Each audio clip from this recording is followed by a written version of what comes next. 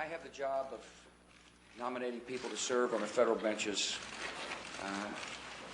I have handled my duty in the right way by picking superb men and women to serve our country as federal judges.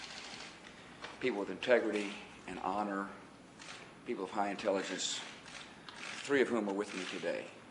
Carolyn Cool, Janice Brown, Priscilla Owen, really represent the best of America. Superb, superb women. And yet, these three women are being denied a chance to serve on the bench because of ugly politics in the United States Senate. These folks deserve an up or down vote on the Senate floor. If they get an up and down vote on the Senate floor, they will be confirmed because the majority of justices believe they should serve. And yet a few senators are playing politics. And it's wrong, and it's shameful, and it's hurting the system. I have told these three ladies I will stand with them until the bitter end because they're the absolute right pick for their respective positions. And the senators who are playing politics with their nominations are acting shamefully. And I want to thank you all for being such stalwarts for justice and fairness and decency. And I appreciate you standing here. Thank you. Let me answer a couple of questions, please.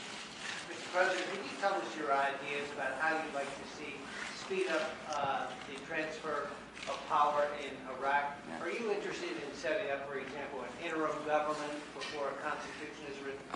What I'm interested in doing is working with Ambassador Bremer and the Governing Council to work on a plan that will encourage the Iraqis to assume more responsibility.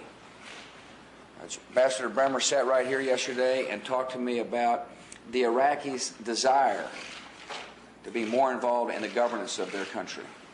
And that's a positive development, because precisely that's what we want. We want the Iraqis to be more involved in the governance of their country. And so Ambassador Bremer, with my instructions, is going back to talk to the Governing Council to develop a strategy. And he'll report back after he's consulted with the very people that, that we want to assume more responsibility. You know, Mr. President? You're in there, Stretch. What's your timetable for deciding on whether to lift the steel sanctions, and how far do you think the U.S. industry has gone now in restructuring toward? Well, that's exactly what I'm reviewing now.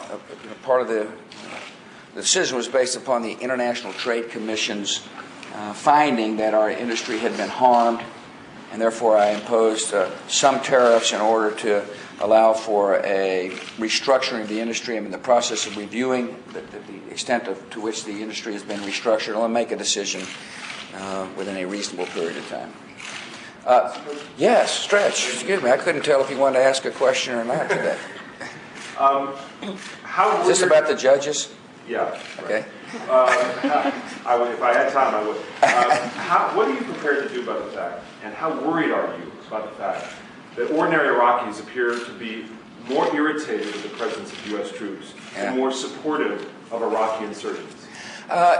First of all, the goal of the terrorists, whether they be Baathists or Mujahideen fighters or Al-Qaeda type fighters, is to create terror and fear amongst average Iraqis, is to create the conditions where people are just so fearful for their lives that they cannot think positively about freedom. That's their goal. Our goal, of course, is to continue to work with those Iraqi citizens who understand that freedom is a precious commodity, those who understand that there is a hopeful life possible in a part of the world where a lot of hope has been diminished in the past. And that's the struggle. That's the struggle. And we're going to prevail because, well, one, we've got a good strategy to deal with these killers. Two, I believe by far the vast majority of Iraqis do understand the stakes and do want their children to grow up in a peaceful environment, and do want their children going to a school, and do want to be able to live a free life that is prosperous. That's what I believe. And recently I was told by for example, Bremer was telling me about a survey done by an American firm in Baghdad, for example, and it said that by far the vast majority of people understand that if America were to leave and the terrorists were to prevail in their desire to drive us out, the country would fall into chaos, and no one wants that. And so I'm confident we'll prevail in the long run, and I'm confident we're doing good work right now. Yeah. You have a follow-up on the judges? Yeah, well, the Democrats say they have confirmed 98% of your judges. Yeah. And by focusing on the few that they are opposing, that you're picking essentially an unfair fight. Well, our circuit courts remain, in some cases, dangerously vacant. And here are 3 cases where people are being treated unfairly. My question is, why won't they give these 3 ladies an up or down vote? Where's the justice? Well, these are eminently qualified people. These are 3 women who represent the best of American jurisprudence. And why won't they let them come to the floor? If they're so fair, bring them up to a vote today. Let these 3 nominees get onto the floor of the United States Senate for an up or down vote. And then I will listen to whether or not they're fair or not. Yeah, last question, then I've got to go. Are you concerned, Mr. President, that the massive amount of protesters that are going to be in London next week will undercut your message of unity? I am so pleased to be going to a country which says that people are allowed to express their mind. That's fantastic. Freedom is a beautiful thing. And the fact that people are willing to come out and express themselves says I'm going to a great country. And secondly, I don't expect everybody in the world to agree with the positions I've taken. But certainly those should agree with the goals of the United States, which is peace and freedom.